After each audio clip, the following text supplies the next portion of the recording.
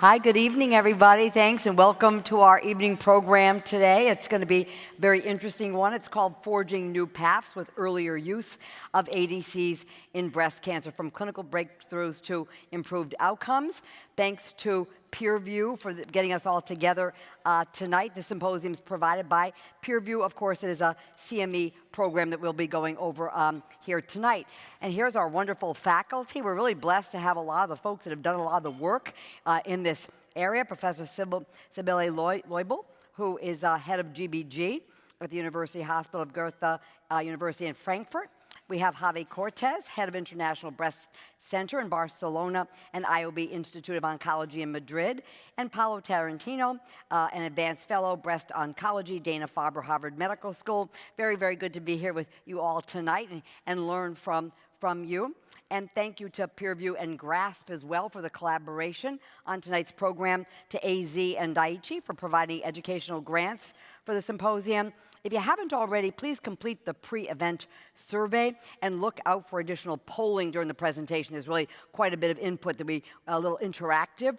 Submit your questions. I'll show you a QR code in a second here to be able to get into the system. You'll be able to submit questions and then also answer the polls. We'll answer as many of the questions as we can during the Q&A sessions. In-room learners, use your personal device to scan the QR code on the following slides to respond to the polls. We have our virtual audience with us here tonight. And virtual learners, please respond to polls on your screen and enter questions in the chat window. So here is the QR code. This is the instructions for the in-person learners. So scan the QR code with your personal device to ask us your questions. The QR code on your mobile, just open the camera app, tap on the QR code to focus the camera, and click the link that will appear below the picture of the QR code. So I'll give you just a minute to do that here, because we really do we love to have your questions and have the polling answers as well. So the slides and practice aids that we'll be mentioning can be accessed in the activity menu now and downloaded after the session. So you can get all of these slides. It's the peerview.com 25 ADC breast, and you can get the slides that we'll be going over tonight, as well as several practice aids on the ADCs. And we've partnered with GRASP for this program. GRASP is a patient-led organization that connects to and empowers patients, clinicians, and researchers to exchange ideas and learn from each other. It also believes in equity, inclusivity, and the power of science. It's committed to fostering inclusive partnerships and addressing disparities that impact cancer research and access to treatment. Learn more by viewing the downloadable resources and visiting graspcancer.org. So thank you to GRASP for your partnership. So our goals for today: we'll learn the latest evidence on HER2 and TROP2 targeting ADCs, which factors to consider in selection of patients and sequencing of ADCs in metastatic disease. We'll also talk about early breast cancer, how to maximize the benefits and minimize the toxicities of ADCs. So there's a lot of data to cover here tonight. So here is the first polling question. There's your QR code there as well. If you didn't get a chance, you can use your QR to pull up the polling question so you can vote. Considering the evolving role of ADCs across breast cancer subtypes, which of the following represents the main challenge in your current practice? So just pick one answer.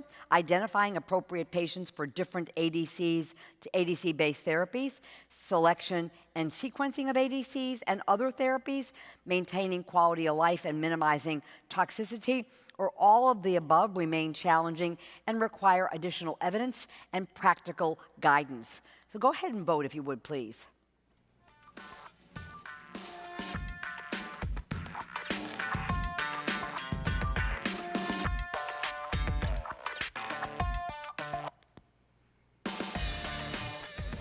Okay, yeah, so I would agree. Patient selection, subsets, sequencing, management of toxicities, all super important in our practice. We'll be touching on everything we know about those challenges here tonight. I'm going to just give a couple of basic introduction slides. I think we're all very familiar with antibody drug conjugates. You need a target on the cancer. We'd like it to be differentially expressed in the cancer compared to normal tissue. There's an increasing number of these. We need a wide variety of payloads, cytotoxic agents, and in the future, VEGF, other immunologic agents. We want bispecifics, but right now it's cytotoxic therapies. We need a wide variety of them. We need high affinity antibodies with long half-lives, again, with selectivity for the target on the tumor.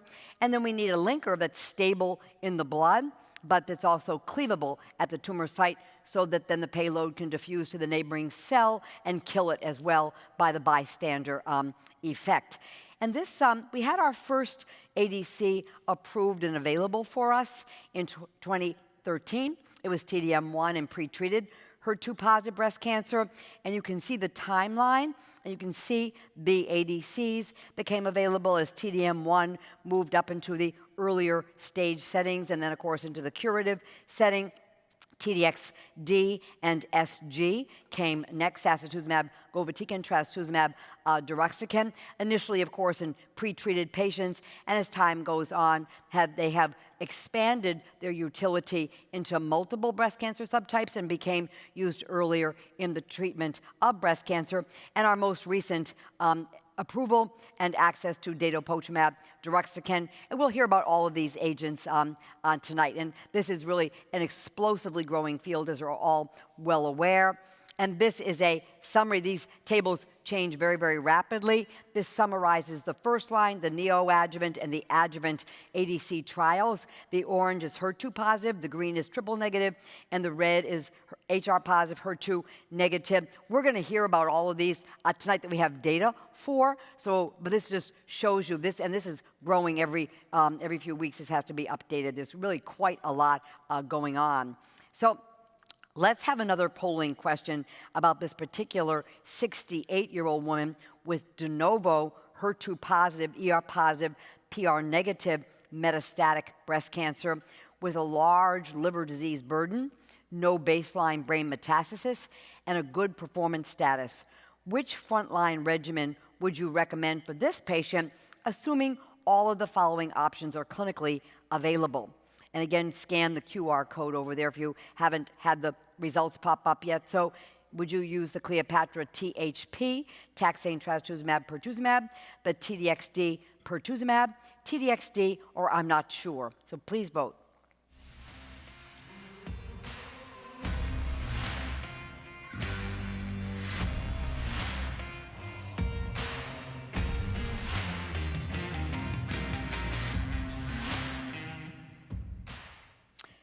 Okay, so we have a variety of answers here. That's great, and we're going to be coming back to this after you've had a refresh of the data here. So thank you. Thanks very much for that initial polling. So it's a pleasure now to turn us over to Sibylla, who has been very involved in many of these trials, and to talk to us about HER2-positive breast cancer. Thank you, Joyce, for this nice introduction and good overview of what ADCs do, what is the mechanism of action, also the time span. We have, since 12 years, we are dealing with ADCs. So the road not yet traveled, we'll see what we are going to travel after we have heard the data on HER2-positive early and metastatic breast cancer. So this is the outcome in metastatic breast cancer, and as you can see, the introduction of TDXD starting from third line over second line to the front line treatment really has improved the outcome overall, and we will see when we are looking over the general overall survival of our HER2-positive breast cancer patients, if we really can extend that with another couple of years and slowly turn it into a chronic disease. So we are now with TDXD about in a 40-month median PFS. Overall survival is not yet presented. And we have seen the HER-CLIMB data at this meeting, which will also add another strategy, which we are not talking about. So it all started with the Emilia trial, which compared T-DM1 with treatment of physician's choice, lapatinib and capecitabine, and it clearly showed that with T-DM1, the the progression-free survival in this setting could be improved by about 45%. But this was not enough. On the right side, you see the results of the DESTINY-Breast03 study, which really challenged this concept, and again really showed data, surprising data, that with T-DXd, the progression-free survival could be improved by 70%, and you see the huge gap between T-DXd and T-DM1, and of course, fewer patients had a primary progression. It also shows a trend, clear trend for an improved overall survival, shown below, and that's what we actually want to achieve. So can we further improve the outcomes beyond the current first-line standard of the Cleopatra trial, which was actually established many years ago? And the median progression-free survival in the Cleopatra study, comparing a taxane in combination with pertuzumab and trastuzumab to the taxane and trastuzumab placebo alone. And here the median PFS in the THP arm was 18.7 months.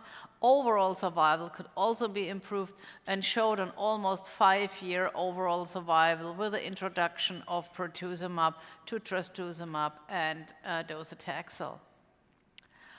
The DESTINY-Breast09 study actually built on these Cleopatra data and of course built on the previous data, mainly from the DESTINY-Breast03 study, and enrolled patients with HER2-positive metastatic breast cancer and also allowed patients with asymptomatic or inactive brain metastases to be enrolled. The disease-free interval had to be larger than 6 months from the last chemotherapy or HER2-targeting therapy in the neoadjuvant and adjuvant setting.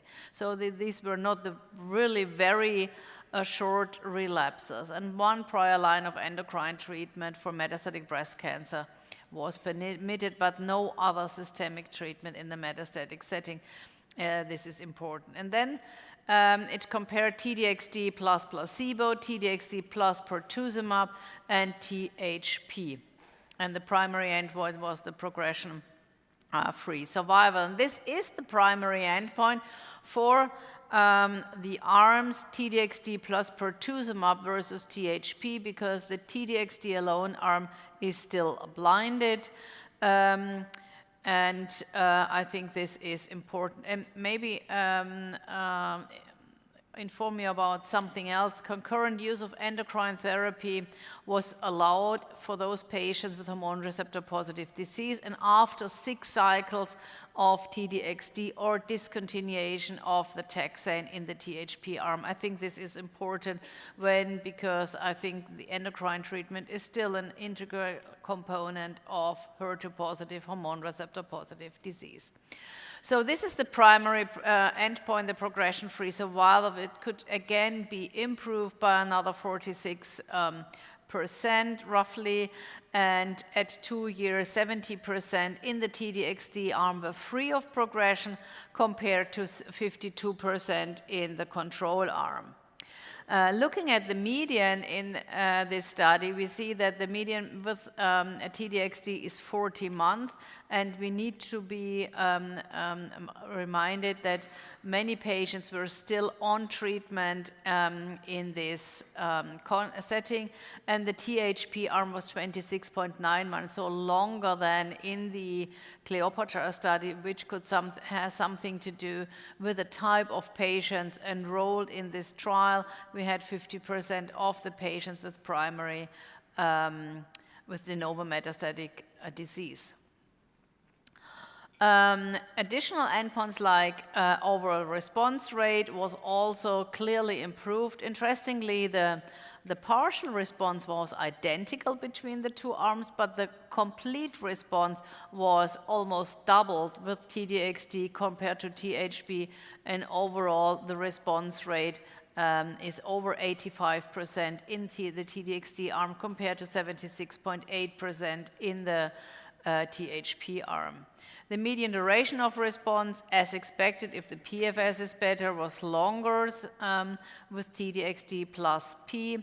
And overall survival had only, at this analysis, a 16% maturity. And we have the feeling that the curves just start to separate after about 2.5 years. So PI3 kinase is a very important marker of resistance, and this was elegantly elaborated in the Cleopatra trial. And you can see here on the left side where we have the circle. You see here the drop in the blue curves. These are the patients with a mutation in the PI3 kinase status, and here in the circles you clearly see that the median progression-free survival in the PI3 kinase mutant cohort is shorter in both arms, so it's not a predictive factor, but it's a prognostic factor and indicates a worse prognosis. And here is the hazard ratio for the PI3 kinase wild-type population. So we also looked in the DESTINY-Breast09 study into different subgroups, and one was the subgroup of PI3 kinase mutation as a marker of resistance. So let's start from the right side here. This is the PI3 kinase mutant compared to the PI3 kinase wild-type or non-detected group. And as you can see here, the median PFS in the mutant group was 30 months versus 18 months in the with THP, and it was in the non-detected longer as expected with 40.7 months in the T-DXd plus P group compared to 32.7 months. So this is a clear signal. It's working regardless of the PI3 kinase mutation status, as we have seen in the Cleopatra trial, and demonstrates again that PI3 kinase is a marker of resistance and bad prognosis. Similar results in the middle by hormone receptor status. T-DXd works regardless of the hormone receptor status, and in both groups, T-DXd significantly improved the outcome. T-DXd plus P, to be correct, the outcome in this setting.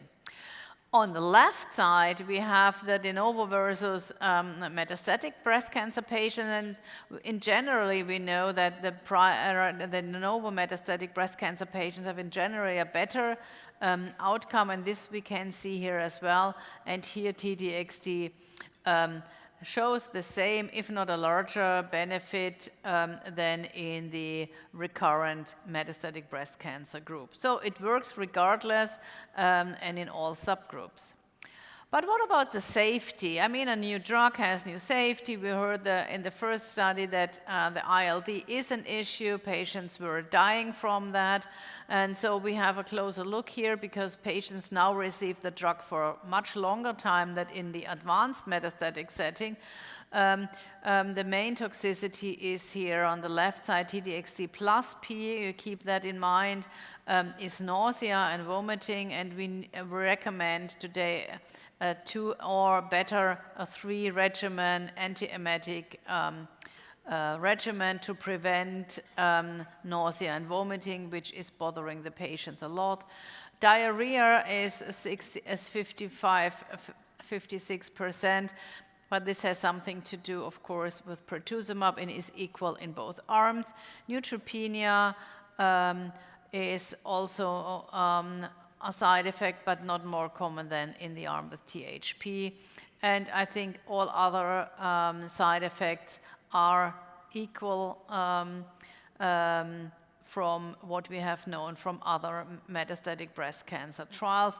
Sensory neuropathy is lower and then expected and docetaxel, the taxanes we know, make a lot of sensory neuropathies.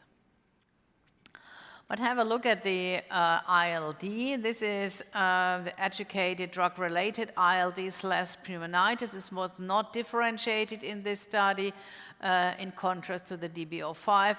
And we see here that 2 patients died from ILD in the T-DXd arm, but mainly we observe grade 1 and 2 ILDs, and this is grade 1, keep in mind, is the symptomatic, the first symptoms, and in THP we didn't see much of ILD.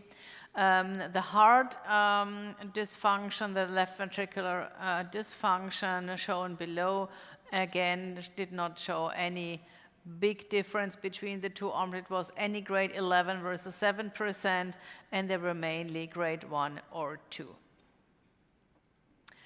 So the DESTINY-Breast07, it's a small study, phase 1b, comparing actually additions of T-DXd versus T-DXd monotherapy. So one arm is T-DXd plus durvalumab, but we are not talking about that today. We are talking about T-DXd plus pertuzumab, because the question is, do we need pertuzumab? We are still awaiting the single arm from DESTINY-Breast09. We might get some hints, but probably not an answer what is the real effect of pertuzumab in this setting. And these patients were similar to what we have just seen. They had to have measurable disease and could have brain metastases. But these have to be stable, and there should be no prior treatment for metastatic breast cancer. So this is the response rate in the median progression-free survival. So the response is actually slightly increased with the addition of pertuzumab by 84% versus 77%. So this is an added value of pertuzumab. The overlapping curves in the PFS do not really help us, because the study is just too small to give a definitive answer here, but the median is more or less the same. So we need to await the final results of the DESTINY-Breast09 study to derive a final conclusion. So DESTINY-Breast012 study was a very elegant study in patients with brain metastasis. It was a single-arm study in patients with either brain metastasis or no brain metastasis, and just all patients received T-DXd. With enthusiasm, this study was very well and very quickly recruited. The overall population had 263 patients. Stable brain metastasis had 157 patients, active 106 patients. And as you can see here, the response rate is very good, and depends a little bit, of course, of the pre-treatment. It was best with over 80%, 83% in the untreated, previously untreated group, but it was still 79% and 63% in the stable and active brain metastasis, respectively. So the median PFS in the group with the the overall survival in the patients with brain metastasis at 1 year was 90%, and this was very comparable to the patients who did not have brain metastasis at baseline, suggesting that T-DXd works in the brain metastasis. And if you want to know more about patients with brain metastasis, I recommend to look at the educational session from yesterday lunchtime, because there was one talk about brain metastasis and ADCs in brain metastasis. So what about ADCs in early breast cancer? Here we have a summary of the data I've just shown you, but what about early breast cancer? And we have seen those data several years back. This is the Catherine trial, and this actually shifted the paradigm in HER2-positive early breast cancer. It was the first study actually taking non-PCR patients and conducting a study or a treatment effect exclusively in this. And all patients in the Catherine study just had to have residual invasive disease, regardless of the size, regardless of nodal involvement, and regardless of the size of the tumor at baseline. And then the patients were randomized to trastuzumab as the standard of care or T-DM1.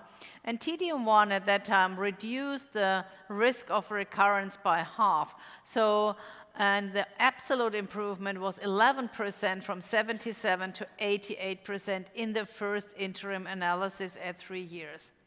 2 years back, we presented the data of the final overall survival analysis at this meeting, and it's now published in the New England Journal of Medicine, because the difference held true. The updated IDFS you see here, it's still at 7 years the same difference, the same hazard ratio or comparable hazard ratio, and the overall survival, which is the most important for our patients, could also be improved by using T-DM1 in non-PCR patients instead of trastuzumab with a hazard ratio of 0.64.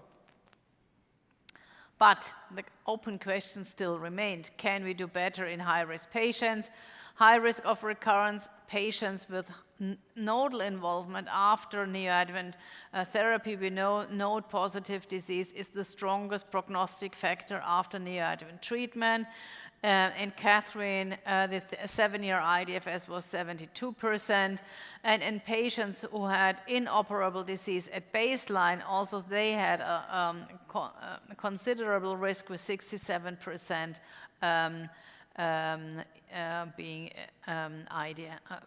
having an IDFS-free survival rate of 67%. Can we do also better in the IHC2 plus patients? Because in Catherine, in the subgroup analysis, we did not see a big difference for the IHC2 plus patients between T-DM1 and trastuzumab.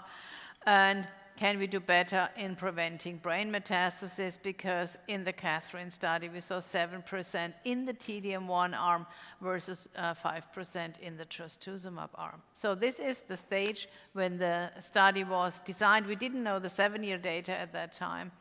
We just knew the 3-year data. So the DESTINY-Breast05 study was only the logical consequence of those thoughts that there is still a population which has a high unmet medical need. And they simply took similar inclusion criteria, but at a higher level. So patients had a high risk, and this was defined as inoperable breast cancer at baseline or node-positive disease after neoadjuvant treatment. And those patients, it's about 50 to 40% of the original Catherine population were randomized to T-DXd now or T-DM1, again given for 14 cycles as this was the treatment standard established in the Catherine study. And the primary endpoint was invasive disease-free survival. The primary endpoint demonstrated in the presidential session at this year's ESMO meeting just less than 2 months ago demonstrated another 50% plus improvement in the IDFS rate compared to T-DM1 and an absolute difference of 8.7% at interim analysis. So this is really another quantum leap forward in this high-risk population. Secondary endpoint, distant relapse-free interval, brain metastasis-free interval, and overall survival are still immature, many of them, but they're trending into the right direction. The distant relapse-free interval had the same hazard ratio with 86% versus 93.9%. So we are getting closer and closer to the 100%, and we discussed that already before the meeting.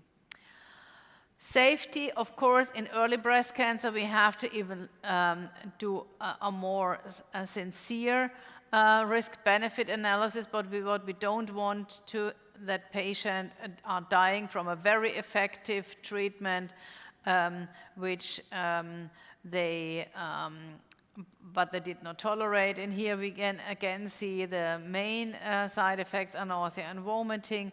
All other side effects are as expected, and also in the TDM1 arm.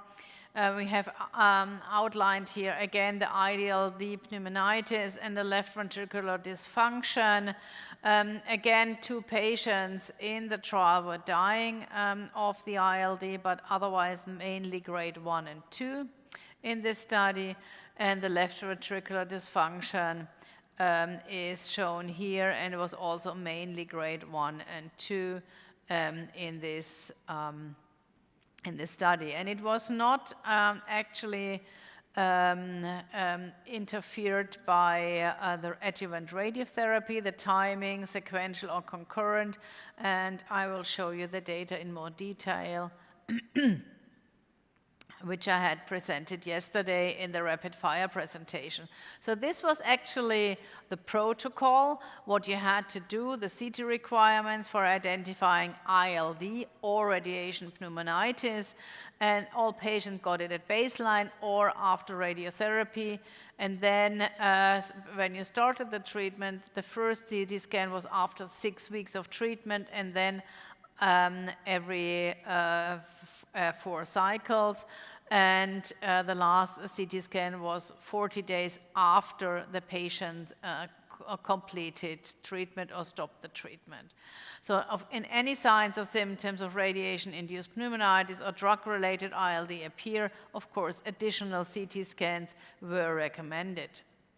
These are the treatment management guidelines for drug-related ILD in the clinical trial protocol and pneumonitis.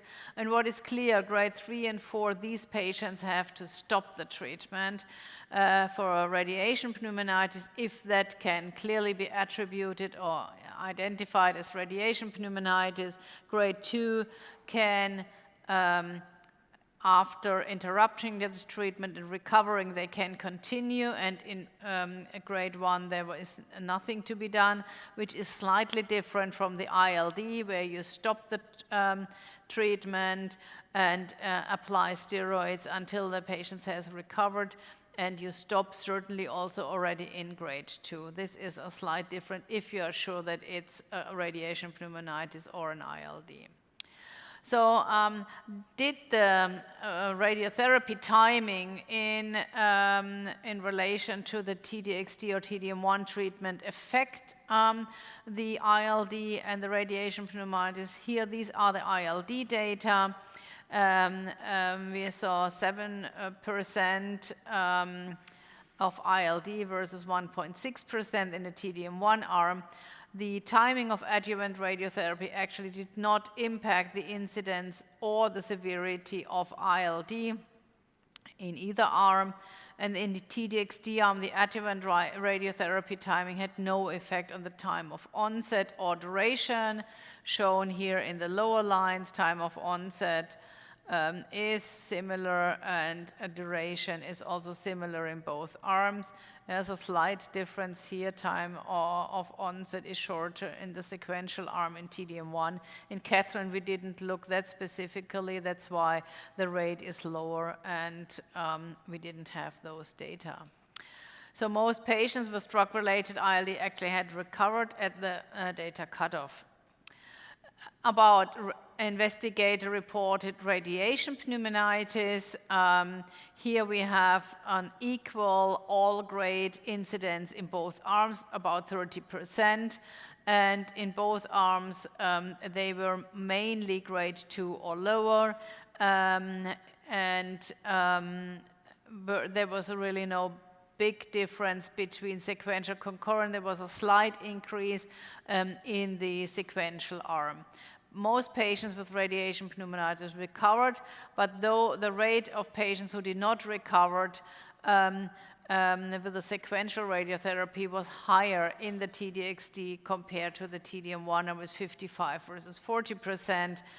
And in the TDXD arm, the patients receiving sequential adjuvant radiotherapy showed a longer time to onset and duration. You can see that here, longer time to onset and longer time of duration of the radiation pneumonitis than in the concurrent arm. So if you are interested to read the complete paper, I invite you to do that. It's online since yesterday. So in the neoadjuvant setting, we also saw very interesting data, but we shouldn't forget that we also had a neoadjuvant study, the Christine study, and there was another study which looked at the tumor heterogeneity, but I'm not going into that detail.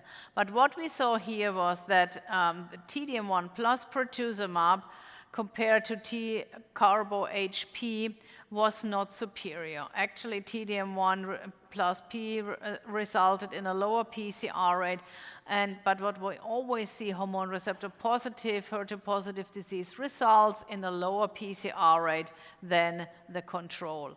And on the right side, you see the event-free survival is different, but the IDFS is not. And the reason is that we see more local regional progressions in the T-DM1 arm, which was 15, which was 6.7%, and this was the difference in the event-free survival because this counts as an event.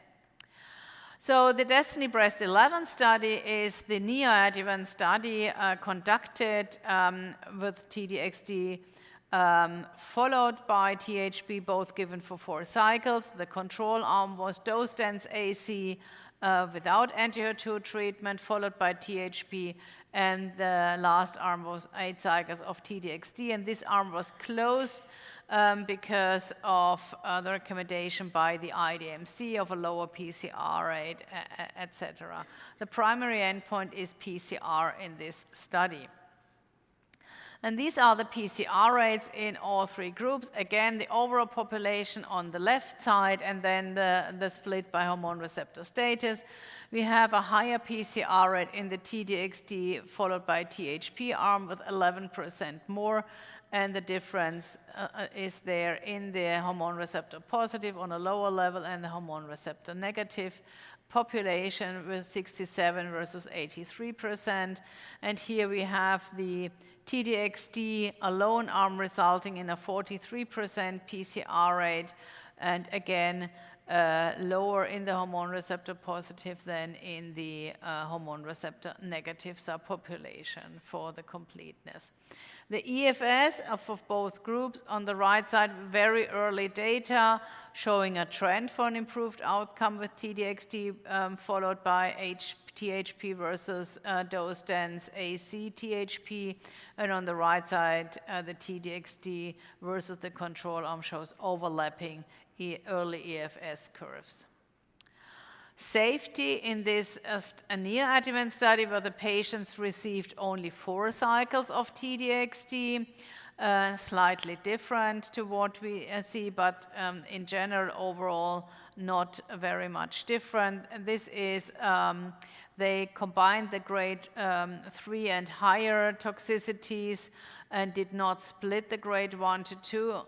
In the DESTINY-Breast05 study, we split all the grades from grade 1 to 5, so you have a more complete picture on the safety there. But what was interesting, that patients with dose-dense AC also had ILD, which is here not on the list because this is the AEs over 20%. And again, nausea and vomiting is the most common, alopecia in 40% of the patients, which is identical in all 3 treatment groups, but neutropenia is the same and is higher in the dose-dense AC arm as expected.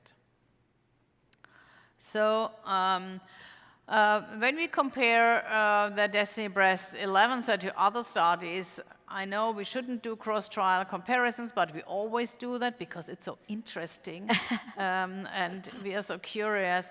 We have seen quite interesting data and very high PCR rates also in other studies, especially in the studies where a long treatment, like in the TRAIN2 study with 9 cycles of T-carbo-HP was given, or FEC, 3 cycles follows by 6 cycles T-carbo-HP, which is certainly not a standard, but they also had in the hormone receptor negative population an 84% PCR rate, and this was also seen in the Geproceptus study with nab-paclitaxel. And on the left side, we have the more decreased approaches with the NeoCarb study with 6 cycles and THP in the Helene study, which showed in a different population similar PCR rates. So we know that the PCR correlates with the hormone receptor status, it correlates with the tumor size, and it correlates with the treatment duration. And of course, what do we want? Do we want to maximize the PCR rates? Can we really increase the PCR rates? Or have we reached a ceiling here? These are open questions. And with that, I thank you for the first part, and we now go to the discussion, which is moderated by Joyce. Awesome. Thank you. That's fabulous data and great discussion, great presentation. So we have some, I think we have a, okay, I just wanted to just summarize a couple of things that came out today. Professor Corigliano updated us on some PRO data from Destiny Breast 11, showing that the safety profile with the T-DXd THP was very manageable and less toxic overall, looking at all of the PRO data, and specifically that physical functioning in the top left was maintained or improved compared to dosed NSAC THP, so that is good. And there's a lower patient-reported treatment burden with the T-DXd THP versus the AC THP. And then in Destiny Breast 09, PRO data were also updated, and we saw that patients reported maintained or improved physical functioning with the T-DXd and pertuzumab, and they were similarly tolerated, even though in the Cleopatra regimen, patients stopped the taxane and continued the HP. Actually, when you look at the PRO data, they were very similar, with patients maintaining their overall time to deterioration of quality of life, et cetera. So there really wasn't a difference between them. So that was good. They're reassuring PRO. So we have a couple of case scenarios that we want to discuss. Let me just describe this patient here to you, Anna. She is 68, originally diagnosed with a 1.3 centimeter node negative invasive breast cancer. She was triple positive. This was 4 years ago. Breast conserving surgery, lost to follow-up, did not receive radiation nor any systemic therapy. Then she developed abdominal fullness, right upper quadrant pain, fatigue, and in the ER imaging showed an 18 centimeter liver with multiple solid mets, and liver enzymes were threefold elevated. Biopsy showed the same cancer, triple positive, and baseline brain MRI was negative. So that is her story, threefold elevated on the LFTs, totally untreated. So let's discuss what treatment option would each of you recommend for this patient. So let me start with you there, Sibylle. Well, this is a patient who has not received any systemic treatment. She's basically like a de novo metastatic breast cancer patient treatment therapy naive. She has liver mets, most obviously, and I would start her on T-DXd plus P. And would you at some point add endocrine therapy? Would you at some point switch over to any kind of a maintenance strategy? Probably I would, even if that was not the plan in the study. But we know if a patient responds and then we put them on maintenance therapy, we can actually keep them very long on this treatment regimen, longer than when we would not have a real good maintenance strategy. And we have seen here at the meeting additional data for maintenance strategies. Mm-hmm. Thank you. How about you, Paolo? What would your approach be? Yeah, I totally agree. This patient with visceral metastasis with elevated LFTs really requires a rapid response. I think right now the combination that we have that provides the best response rate, especially complete response rate, as we have seen, is T-DXd pertuzumab. And we're waiting to see the T-DXd alone arm from DB09 to see if it's equivalent or less or more active. And I agree that at a certain point I would consider a switch to a maintenance strategy. And I think, we don't know exactly when is the right moment. I don't feel that that moment is identical to Cleopatra, just because in Cleopatra it was dictated by peripheral neuropathy, whereas T-DXd does not have that issue. And so provides, I think, more flexibility to adapt the duration of treatment to the patient tolerability, to the degree of response you see.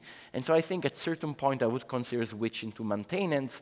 And at this point, after this San Antonio conference, we have 2 maintenance strategies that have shown improved outcomes, and these are the PATINA regimen, endocrine therapy, palbociclib, trastuzumab, pertuzumab, or the HER2CLIMB-05 regimen, tucatinib, trastuzumab, pertuzumab, endocrine therapy. And I would like to stress endocrine therapy, because not all the patients on HER2CLIMB-05 receive that, and we know how important it is to include maintenance endocrine therapy. In this scenario, I would favor the PATINA regimen, mostly because palbo seemed to be better tolerated. Tucatinib also was well tolerated, but PATINA seemed to be associated with very favorable tolerability and very long progression-free survival, 44 months, really impressive. I think we reach a really promising outcomes in the first line, and so I think T-DXd pertuzumab induction, PATINA maintenance, this patient hopefully will do very well. Thank you. And Javi?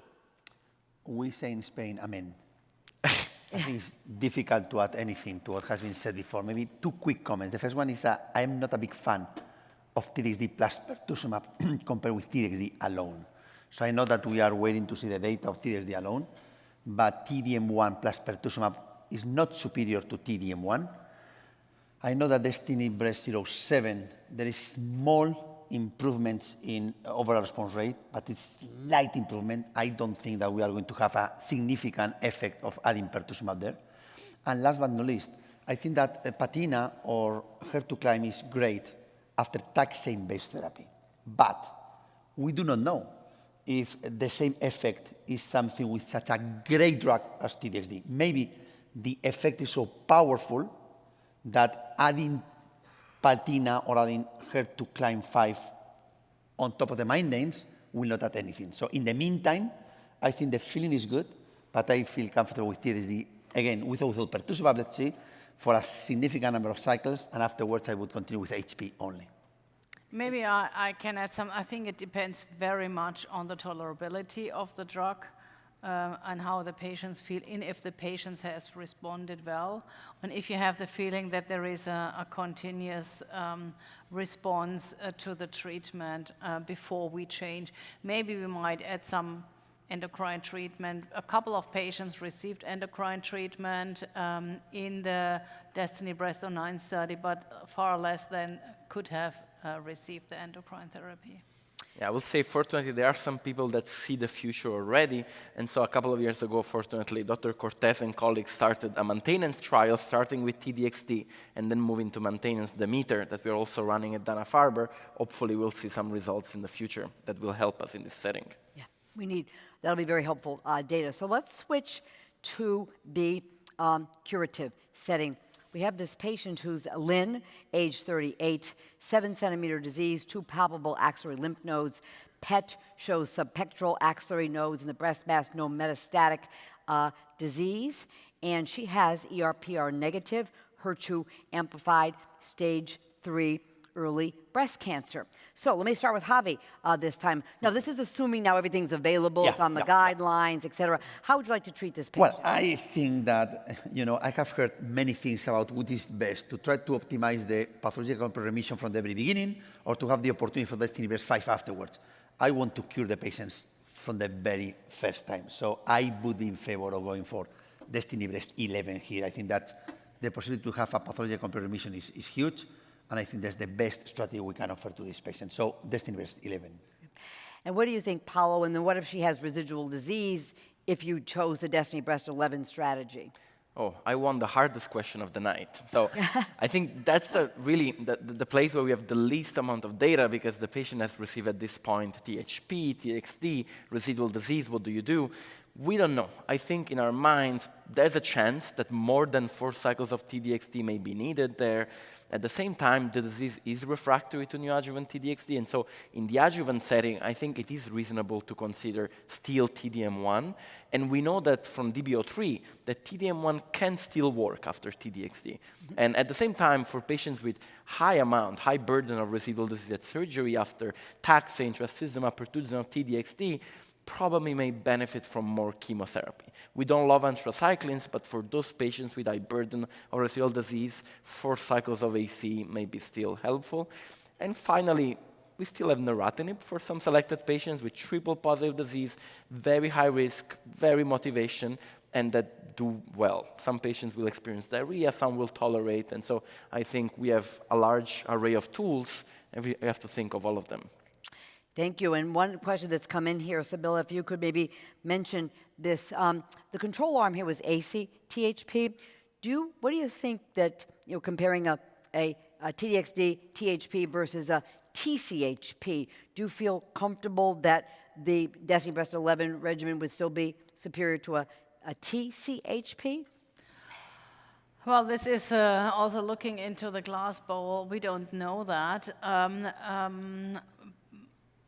Overall, TCHP and AC followed by THP were identical in the PCR as in the Trifina study, if I remember correctly.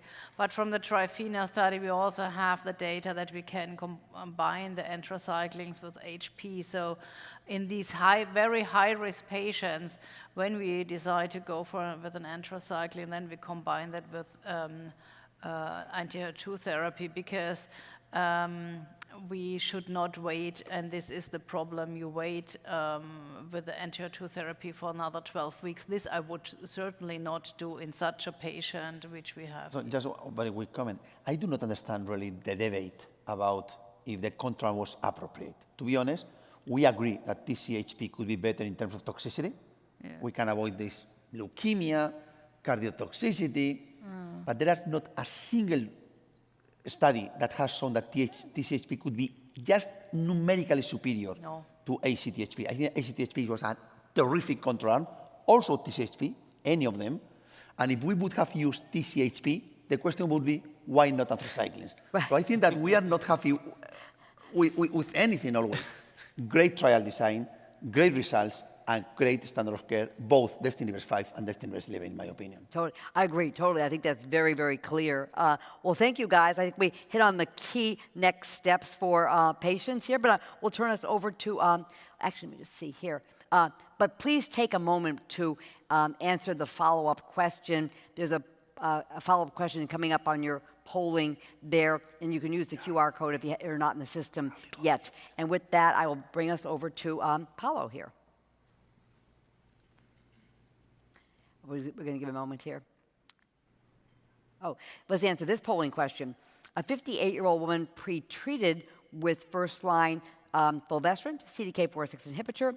Then she had capecitabine. Then she had paclitaxel. HR-positive, HER2-negative breast cancer. Now is progressing in her liver and bone.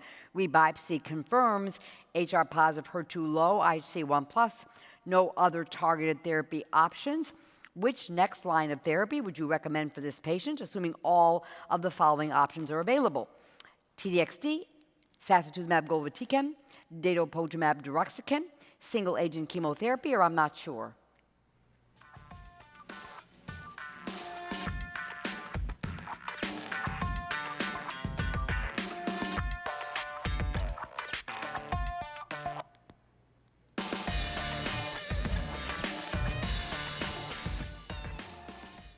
Okay, thank you. So the winner there is TDXD, but there's other choices as well. Great. Over to Paolo here. All right, let's change page and talk about a very different disease, hormone receptor positive, HER2 low, ultra low, negative breast cancer. And if you ask me what was one of the greatest advancements in breast oncology over the past 5 years, I think it was taking what we learned in the HER2 positive disease and using it to improve outcomes for the largest, the most common subtype of breast cancer, that is hormone receptor-positive HER2-negative disease. And why is this so important? Because even just 5 years ago, the standard treatment of these patients with hormone receptor-positive metastatic disease would have been exhausting endocrine therapies and then moving to chemotherapies, sequential lines of chemotherapy, taxanes, capecitabine, eribulin. But what we know is that these chemotherapies do not work too well. The first-line chemotherapy provides, in the real world, about 7 months PFS, in clinical trials up to 8 months. But in truth, these 7 to 8 months rapidly become 4 up to 3 months in late lines, which really means we need something better for these patients. And that something better came with ADCs. ADCs are basically enhanced chemotherapy, chemotherapy that is better delivered to tumors, with many different and complex mechanisms of actions that we are unveiling in these days. And the good news is that we have several antibody-drug conjugates available to treat hormone receptor-positive HER2-negative breast cancer. We have trastuzumab deruxtecan, or TDXD, sacituzumab govitecan, or SG, and datopotamab deruxtecan, or Dato-DXd. TDXD targets HER2, SG and Dato-DXd targets TROP2. All of them deliver topoisomerase 1 inhibitors. And so one important thing to understand, and that helped us to treat patients better, was that HER2 negative is not so negative. So we call it HER2 negative because it lacks the amplification of the ERBB2 gene and the overexpression of HER2. But still, there is some HER2 expression. That HER2 expression, in terms of immunohistochemistry, is either 2+ non-amplified, or 1+, or 0 with some minimal staining, what we call ultra-low now. And if you take all of these patients, among the HER2-negative cases, about 90%, 85 to 90%, have some HER2 staining, almost all of the tumors. And so this is very relevant because we can use this HER2 staining to deliver a highly potent chemotherapy with TDXD, for instance. And this was first proven in a trial that was presented at ASCO 2022, which led to a standing ovation at the time, that is DESTINY-Breast04. In this trial, patients with endocrine refractory and chemotherapy refractory hormone receptor-positive HER2-low metastatic breast cancer, and also a small subset of patients with triple-negative metastatic breast cancer, all of them with HER2-low disease were randomized to further chemotherapy or trastuzumab deruxtecan. Primary endpoint, progression-free survival in patients with hormone receptor-positive disease. And since the first presentation of the data, there was a major improvement in progression-free survival, which basically doubled from 5 to 10 months, and also in overall survival, which was improved by about 6 months. And this was present, this benefit, both in patients with hormone receptor-positive disease, but also when you added the 58 patients with triple-negative disease. Response rate was the same irrespective of hormone receptors, 50%, compared to only 15% with chemotherapy. So basically more than 3 times. And when you look at then the next trial that was conducted to further clarify this matter, DESTINY-Breast06, this further expanded our knowledge by changing 2 main things. Compared to DESTINY-Breast04, DESTINY-Breast06 tested TDXD in patients with hormone receptor-positive HER2-low and ultra-low disease. So 1+, 2+, but also 0+ with some staining. And among these patients, it tested TDXD compared to chemo immediately after exhausting endocrine therapy. So in a chemotherapy-naive population, patients were randomized to TDXD versus physician choice of chemo that could be capecitabine or a taxane, once again with the primary endpoint, progression-free survival in patients with HER2-low disease. The ultra-low cohort was exploratory. And when you look at the results of DESTINY-Breast06, you can see that progression-free survival in this first-line cytotoxic setting was improved from 8.1 months with chemotherapy to 13.2 months with TDXD. And overall survival, we're waiting for it to mature, but showed an early trend, favorable trend for TDXD. This was in the HER2-low population, but when you look at ultra-low, which is a population where we wouldn't have originally expected activity for TDXD, we're talking of HER2-0, and still there was 13.2 months PFS with T-DXd compared to chemotherapy, which showed 8.3 months, similar to HER2 low. So there really didn't seem to be a major difference in outcomes between HER2 low and ultra low, although the hazard ratio did favor HER2 low compared to ultra low. Overall survival, same positive trend compared to HER2 low. This led to the approval by the FDA of T-DXd for HER2 low and ultra low hormone receptor positive breast cancer immediately after exhausting endocrine therapies.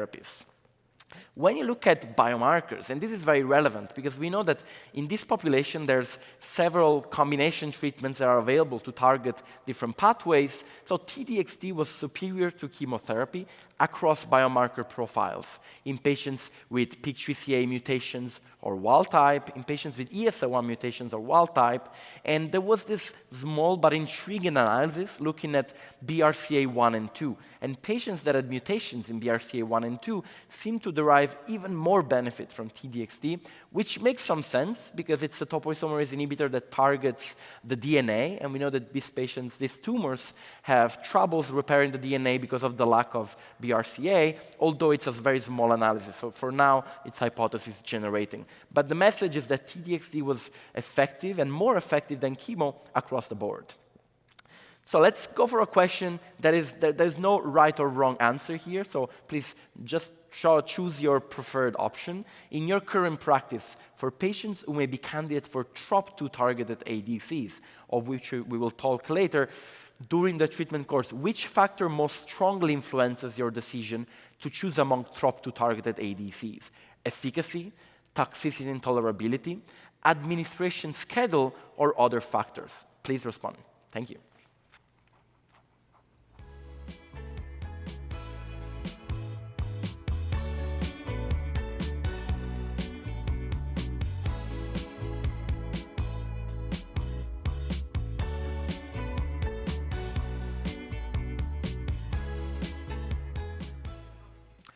All right, seems like it's quite balanced. Efficacy and toxicity are critical. Administration schedule probably a little less. If we're offering a benefit to the patient, we will take whatever administration schedule, or at least every 3 weeks and day 1 and day 8 seem both acceptable. Let's move on to see the data with TROP2 ADCs. And so first of all, HER2, validated biomarker. We have so many drugs against HER2. So why are we talking about TROP2 now? Because TROP2, as Dr. O'Shaughnessy was mentioning, is among those targets that are highly upregulated by cancers and much less by normal tissue. There is a differential expression. It's a surface marker present on the surface of tumor cells, and it internalizes. So if you target it, it will deliver inside of the cell the chemotherapy. It's overexpressed by many epithelial tumors, including hormone receptor positive and triple-negative breast cancer. So TROPiCS-02 was the first phase 3 trial leading to the approval of a TROP2 ADC in this population. This was different from DESTINY-Breast04. First of all, because it included patients both with HER2 low and HER2 zero breast cancer, so all of the patients with hormone receptor positive HER2 negative breast cancer. And then because they were more highly pretreated patients. These patients had received endocrine therapy previously, CDK4/6 inhibitors, and 2 to 4 lines of chemotherapy, with a median of 3 lines of chemotherapy. Patients randomized to sacituzumab govitecan, given on day 1 and day 8 every 21 days, compared to physician choice of chemotherapy, CAPE, vinorelbine, gemcitabine, or eribulin. And looking at the results, sacituzumab govitecan statistically improved progression-free survival from 4 months with chemo up to 5.5 months with sacituzumab govitecan. Overall survival was also improved by about 3 months with sacituzumab govitecan compared to chemotherapy in this highly pretreated setting. And sacituzumab govitecan in this study was both effective in patients with HER2 low and HER2 zero disease, as you may expect. HER2 expression did not impact the benefit of SG. So now we consider it in both populations. And so when you look at side effects, we have seen previously the side effects of T-DXd. SG is similar and different from T-DXd. Similar because it does deliver a topoisomerase inhibitor, and so it does cause some degree of fatigue, of nausea. Nausea is quite common, although it becomes less common if you use adequate prophylaxis, as we will see. But the main side effect of SG is actually neutropenia, We see about 70% of the patients having any grade neutropenia, about 50% having grade 3 or higher neutropenia with this drug, with some patients experiencing actually febrile neutropenia as well, about 5% of patients. Diarrhea is also quite common, and alopecia is seen in most of the patients with this drug. And so another trial, so I mentioned that TROPiCS-Breast02 was a late-line trial, so of course, after seeing positive result, one may have thought, what would happen if we took SG to an earlier line setting, more similar to DESTINY-Breast06, immediately after endocrine therapy? This was ASCENT-07. We just saw the results of this study at this conference, and this was a trial for patients with hormone receptor-positive or HER2-negative metastatic breast cancer that had received previously 2 lines of endocrine therapy or rapid progression on endocrine therapy, no prior chemotherapy, and so they were randomized to first-line cytotoxic with sacituzumab govitecan versus physician choice of chemo that could be capecitabine or a taxane. Primary endpoint, progression-free survival, survival by Beaker. And when you look at the primary endpoint, there was no benefit with sacituzumab govitecan. PFS was 8.3 months with SG and 8.3 months with chemo, hazard ratio 0.85, no statistical difference, as you can see also from the PFS curves. There was a slight difference in the investigator-assessed progression-free survival, but in truth, it's hard to read into this since it was an open-label trial, and so we don't expect this drug to receive an approval, a label for this early-line treatment, and so SG remains an option for late-line treatment of hormone receptor-positive metastatic breast cancer. So I mentioned the toxicities with this agent, and I mentioned nausea and vomiting, and so it's important to use a 2 to 3 drug regimen for prophylaxis, and this really is effective at preventing nausea. For diarrhea, it's important to instruct the patient to utilize loperamide adequately, and there's other strategies that have been tested, but in truth, I feel the main side effect of SG to remember and to manage is neutropenia. We know that neutropenia can lead to febrile neutropenia, can be life-threatening. This is why for patients at risk for neutropenia, so highly pretreated, frail, older age, you may consider primary prophylaxis with prophylactic growth factors, long-acting after day 8, with or without also short-acting after day 1.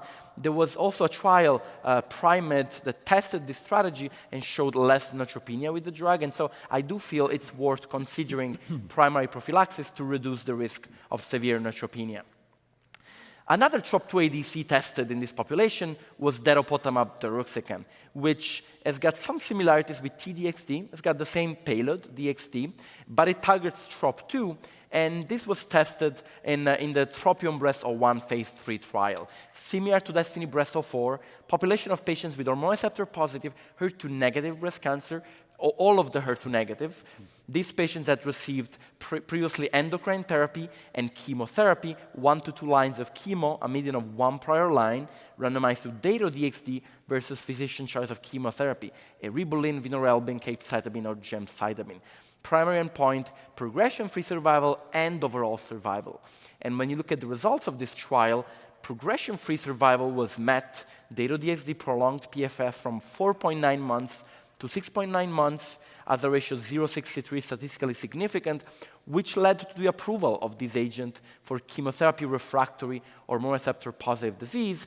Overall survival was not met. There was about 18 months of OS in both arms, and there is a suggestion that this may also be related to some crossover that was seen in the trial, and so more patients in the control arm received either T-DXd or SG after progression, and we know that this can impact the results of overall survival. Irrespective of this, this has been approved, and now we have 3 ADCs for this population of patients with hormone receptor-positive disease. And when you look at side effects, Dato-DXd is quite unique compared to T-DXd and SG because it does come with some nausea. It's important to use prophylaxis with 3 drug regimens, but it comes with less neutropenia, and it comes with 2 key side effects to remember. One is stomatitis, and so about half of the patients receiving this drug experience stomatitis, mostly low grade, and also ocular disorders, mostly dry eye. About 40% of patients have any grade ocular disorders, and this is why it's important, as we will see, to monitor this. And so talking of ocular disorders, ocular surface events, about 40% of patients experience this. It's important to suggest the patients to use daily artificial tears, avoid contact lenses, and to have them seen at baseline and regularly by an ophthalmologist to monitor the eyes. And for stomatitis instead, that it's even more common, it's important to suggest the patients to use daily prophylactic steroid-containing mouthwash, ideally 4 times a day. And this can really help to prevent and to reduce the risk of stomatitis, but also cryotherapy, which is a fancy way to say eating ice during the infusion seems to be associated with an improvement in the risk of stomatitis. So I mentioned we have 3 ADCs. How do we use them? Do we use them all together, one after the other in sequence? We are seeing that these may be associated with some cross-resistance. There is some real-world data. We published something this year, but there's many groups that have been looking at this. There seems to be some cross-resistance when you use one topo-1 ADC after the other, which doesn't mean we don't have to use them, because these patients do require treatment options, but it's worth considering also using chemotherapy and intercalating, kind of doing what we call the sandwich approach. After an ADC, you can consider chemo and still consider ADCs at progression. And so this is kind of trying to put everything together. I think hormone receptor-positive, HER2-negative metastatic breast cancer, we still want to treat these patients with endocrine therapy first. Most of the patients, CDK4/6 inhibitors, exhaust all the options we have of endocrine therapy. But when we feel that cytotoxic therapy is appropriate, I feel right now T-DXd is the most effective option we have, especially for patients with aggressive disease, where there is the risk that the patients may not receive the most effective option after progression, because some patients get lost after progression. Capecitabine remains, to me, an option for patients with more indolent disease, with some advantages related to oral administration and less alopecia. And then at progression, now we have many options. We have T-DXd, Dato-DXd, sacituzumab govitecan, further chemo, and I think it's key to choose based on the side effect profile. Whenever all of them are available, try also, of course, to implement patient preferences. These are so key in this case. If a patient is living far away, the way of administration every 3 weeks may have an advantage compared to day 1 and day 8. If a patient had previously ILD, maybe sacituzumab govitecan may be safer. So it's important to tailor this type of treatments. If a clinical trial is available, I think it's always a good idea. And one thing to remember, if the patient has brain metastasis, ADCs are always a good choice, because they seem to work better in patients with brain mets. That said, talking about patient preferences and patient impact of these therapies, there is no person from which we can learn this better than from patients. And so there is this initiative, PCDI, Patient-Centered Dosing Initiative, led by Julia Mayos, that is in this crowd, but also by GRASP in general, that looked at patients' experience with ADCs. This was an experience in patients with a diagnosis of metastatic breast cancer living in the US that received an FDA-approved ADC. And when you look at the participants, there were 170 participants that participated to this survey. Most of them were white, but also Black, Asian, and Hispanic patients were included. And when you look at what was reported by the patients, 82% reported bad side effects, 35% dose reductions, 15% had frequency reduction, 14% hospitalized, 77% required additional medications.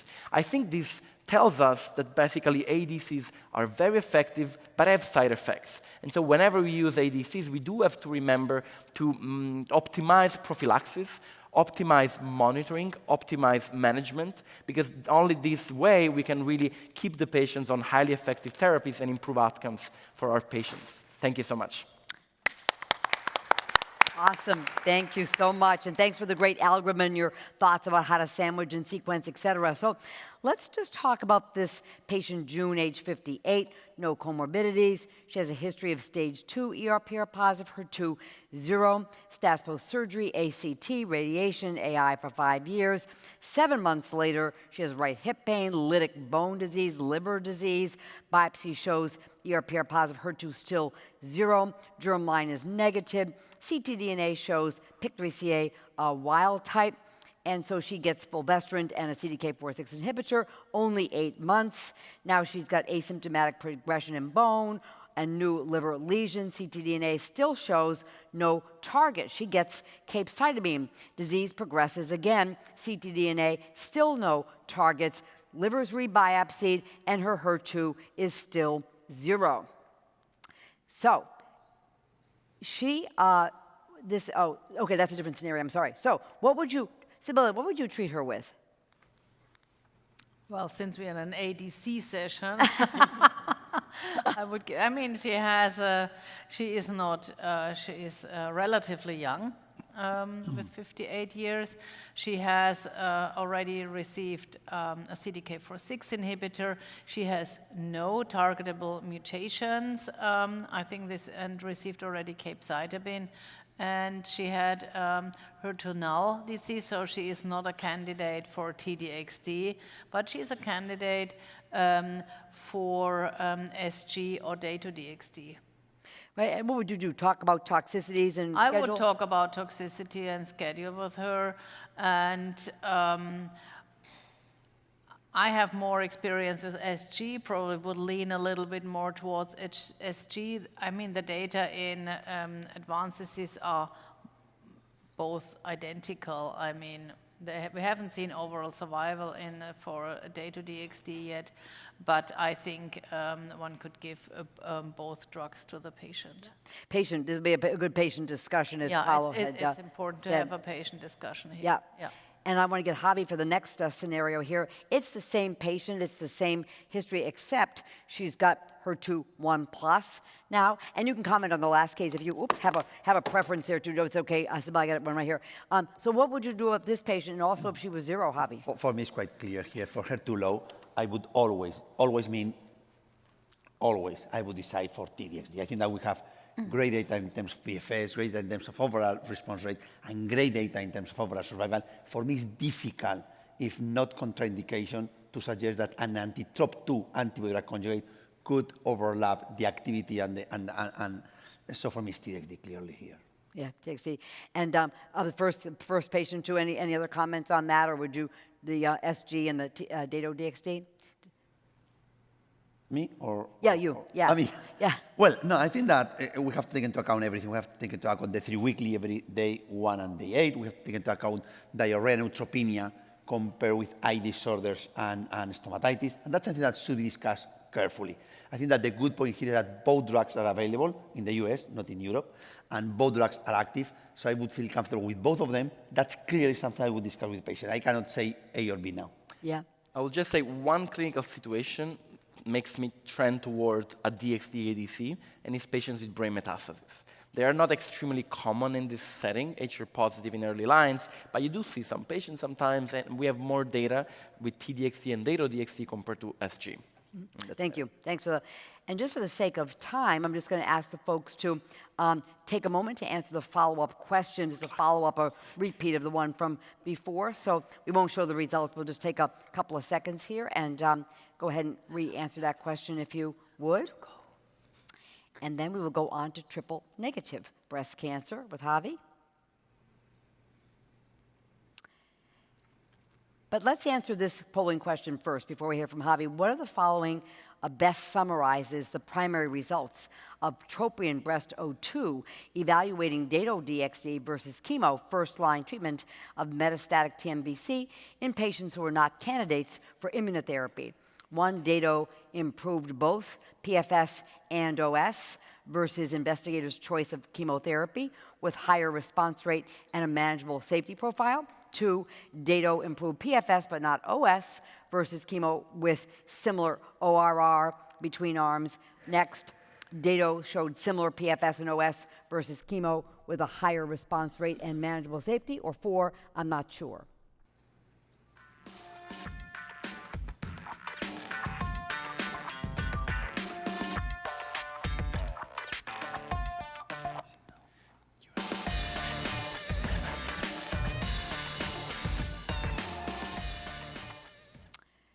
Okay, so we'll have a chance to answer it again at the end. Thank you. And I just want to mention, I don't forget, a lot of questions have come in. Many of the responses to these questions are in the slide deck. So please do, we'll show the QR code again at the end. Please do download the slide deck because many of the questions are in the slide decks, okay? Because unfortunately we don't have time to answer all the questions. Go ahead there, Javi. Thanks, Joyce. So we have like 10 minutes or so I have to speed up. I would like to give maybe some key messages from the triple-negative breast cancer. I would focus basically on anti-TROP2 antibody-drug conjugates. I would not talk about T-DXd, because the data we have basically are from an exploratory analysis. So could be good for selected patients, but maybe this is not the best option here. And I would not talk about anti-HER3 antibody-drug conjugates. Also, we have some data coming from phase 2 studies. So I would focus in the anti-TROP2 antibody-drug conjugates, just to highlight here the unmet need we are talking about. Unfortunately, the prognosis is very, very bad for the majority of these patients. About 70% or so of these tumors would not require immune checkpoint inhibitors because they do not express or overexpress, I don't know how to say, a PD-L1. And which is even worse, half of our patients will be unable to go or to receive a second-line treatment. So again, clearly an unmet need. So in the second line or beyond, third line or beyond, we have 3 great data, 2 randomized phase 2 studies from SAC-TMT and from sacituzumab govitecan, and phase 2 data coming from Dato-DXd. So the ASCENT study, you all remember this data. Second line or beyond, third line or beyond for the majority of patients, sacituzumab govitecan was superior to chemotherapy. Overall response rate from 5 to 35%, clear improvement in PFS, clear improvement in overall survival, and in many countries, that's a drug which is available and reimbursed. We also have some data from SAC-TMT, again, an anti-TROP2 from MSD, basically in the similar patient population. Unfortunately, the majority of these patients come from China, so it was not a global study. Nevertheless, the data are, in my opinion, great. Look at the overall response rate in the range of 45% in heavily pretreated patient population. Also, nice improvement in progression-free survival and in overall survival. So both drugs, similar activity in terms of both PFS and overall survival. Small piece of data coming from the TROPION-PanTumor01, and these are the data of the triple-negative breast cancer cohort. And you can see here very good data as well, with a progression-free survival, again, heavily pretreated patient population in the range of 7.3 months. So all of them, ZAZI, SAC-TMT, and Dato-DXd, showed important activity in heavily pretreated metastatic triple-negative breast cancer patients. So now, based on this data, let's move into the first-line setting. And we had, I think, a great ESMO this year with 2 key data coming from the sacituzumab govitecan and datopotamab deruxtecan, moving into the first line 2 randomized phase 3 studies. So ASCENT-03 basically did have 2 or 3 key comments comparing with the TROPION-Breast02. Sacituzumab, ASCENT-03, sacituzumab govitecan versus chemotherapy, physician choice. Second, patients should or could be de novo metastatic TNBC, or patients who received treatment in the early breast cancer at least 6 months of treatment-free interval. This is important because in TROPION, patients could be treated without this interval. So here, remember, at least 6 months of treatment-free interval. And last but not least, these patients should not qualify for immune checkpoint inhibitors, whatever the reason is. The carrying majority because the tumor did not express PD-L1. Sacituzumab govitecan versus chemotherapy, according to the protocol, patients were able to cross to sacituzumab govitecan beyond progression. And primary endpoint was PFS by BCAR. So here you have the key results. Hazard ratio 0.62, and the median moved from roughly 7 months to 10 months. About 3 months, 2.8 months, absolute improvement in progression-free survival. It's true that although, remember, patients were able to cross to sacituzumab govitecan beyond progression, 80% of patients who received second-line treatment received sacituzumab govitecan. We did not observe a signal for overall survival. These data are still mature. Nevertheless, survival at this time, hazard ratio 0.9. 98. So what about overall response rate? Very similar, basically identical, 46% with chemo, 48% with sacituzumab govitecan. Duration of response was better, 7 months with chemotherapy, 12 months roughly with sacituzumab govitecan. Adverse events, basically neutropenia and diarrhea, very similar to TROPiCS-02, so I will not spend more time here.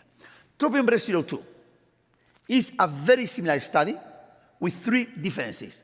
It's datopotamab instead of sacituzumab. Second, 2 co-primary endpoints, PFS and survival. 3, patients should or could have received early breast cancer treatments, and we did not require any treatment-free interval.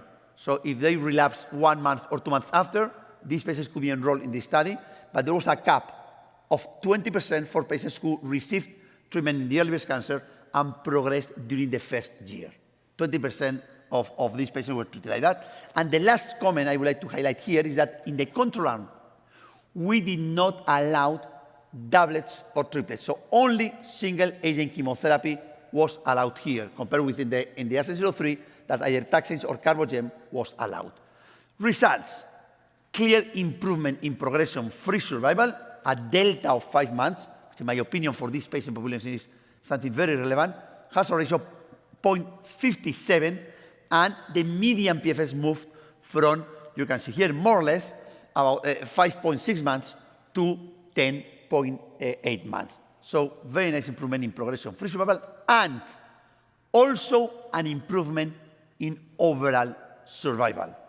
And I don't remember in the PD-L1 negative population an improvement in overall survival in the last years. Correct me if I am wrong, at least in the first-line setting. So nice improvement, moving from 18.7 months median overall survival with chemotherapy to 23.7 months with a datopotamab DXd. Another important aspect is overall response rate was double compared with chemotherapy. Remember, chemotherapy here was monotherapy, and 20% of patients were treated with chemotherapy in the early breast cancer, which might explain differences in the control arm. Here it was 29% overall response rate. In the ASCENT was 46% with chemotherapy. However, with datopotamab deruxtecan, you can see here an overall response rate of 62%. Duration of response, very similar compared with ASCENT-03, more or less 7 months with chemotherapy, 12 months with datopotamab deruxtecan. What about toxicity? Paolo explained very nicely. Remember, basically eye disorders in the range of 47%, dry eye in the range of 24%, and stomatitis in the range, more or less, of 50+%. Here you can see a more detail of these grade 1, grade 2, and grade 3 adverse events. Again, eye disorders and stomatitis. Finally, if we have patients whose tumors do express PD-L1 CPS 10 or higher, the standard of care is, at the current time, chemotherapy and pembrolizumab. So what about ADCs plus pembrolizumab? ASCENT-04, explore sacituzumab govitecan plus pembro compared with chemo plus pembro. Again, crossover was allowed, and primary endpoint was progression-free survival, very good curves. Hazard ratio 0.65, and the median PFS clearly moved from 7+ months to 11+ months. So about 3.2, more or less, improvement in progression-free survival. There is a trend in overall survival, but again, the data are immature at the time this data was presented. Overall response rate, similar. It was not so different, 53% and 60% with chemo and with sacituzumab plus pembrolizumab always, respectively, and the duration of response, 9 months with chemo pembro, 16 months with saci-pembro. Very interesting, how to combine, how to optimize anti-TROP2 antibody-drug conjugates, and there are now significant data that maybe combining these drugs with immune checkpoint inhibitors makes a lot of sense. Begonia was updated at ESMO. Impressive results, in my opinion. 2 different cohorts. All comers, the majority PD-L1 negative, and also and only PD-L1 positive. Look at here the overall response rate in the range of 80%, and median PFS in the range of 13, 14 months, more or less. So based on this data, there is an ongoing randomized phase 2 study, which is called Diamond, datopotamab deruxtecan, with or without durvalumab in the PD-L1 negative tumor patient population. So this trial is enrolling patients. Finally, sac-TMT, remember, we had beautiful data, randomized phase 3 study in the late line setting. We have data in the first line, small phase 2, but look at the beautiful data, PD-L1 positive or negative, the majority PD-L1 negative, sac-TMT alone, overall response rate, 70% overall response rate, also very impressive in both PD-L1 negative and all comers, majority PD-L1 negative, and also very interesting in terms of progression-free survival in the range of 13 months. Amazing data with sac-TMT alone, without immune checkpoint inhibitors. Remember the toxicity of these drugs, and TMT is combination of the other ones, basically hematological, neutropenia and anemia, but also stomatitis. Finally, just to save 1 minute, these drugs are moving into the earlier lines. Both of them in triple negative, sac-TMT is being explored there. Also, datopotamab in the PD-L1 positive population with durvalumab or without durvalumab, and all these drugs, amazing clinical trials in both residual disease after neoadjuvant and also in the neoadjuvant setting trying to optimize what we have now with the KEYNOTE-522. So I would like to stop here and save 1 minute. Thank you. Thank you. Thank you so much, Javi. Excellent, excellent. So again, let's just take a moment and redo the question we had before. We heard from Javi, so go ahead and just answer this polling question that is on the QR code, and we'll give a couple of seconds here.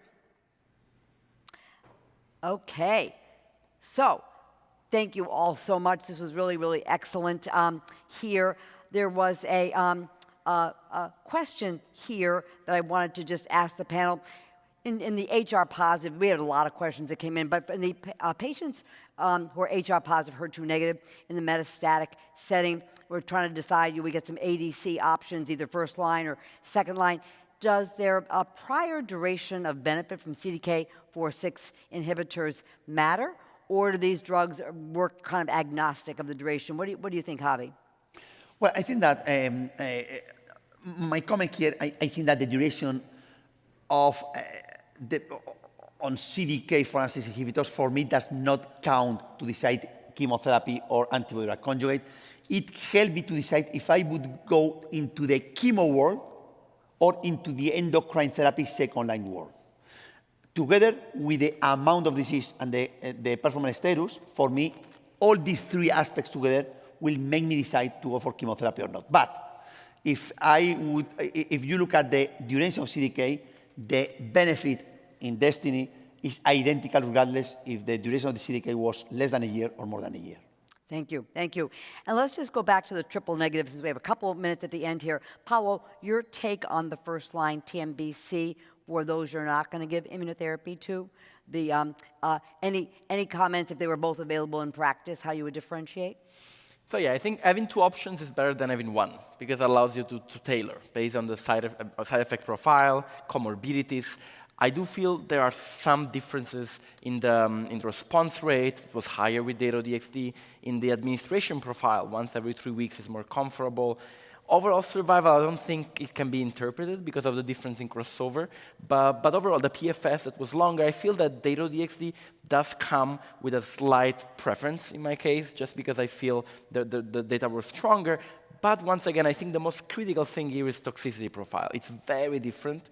They are two TROP2 ADCs, but despite that, they cause very different toxicity profiles. So I think we start from there.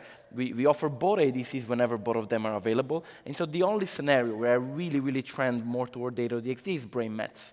We did present at this conference some data with Dato-DXd in patients with leptomeningeal disease. This was a later line trial, but we saw in mostly HR-positive metastatic breast cancer with leptomeningeal disease, very nice activity, 30% intraocular response rate, and among patients that had no prior ADC over 1 year of overall survival. So I think it's quite promising, and this is why in this population I tend to prefer Dato-DXd. But when both are available, I think both are an option. Mm-hmm.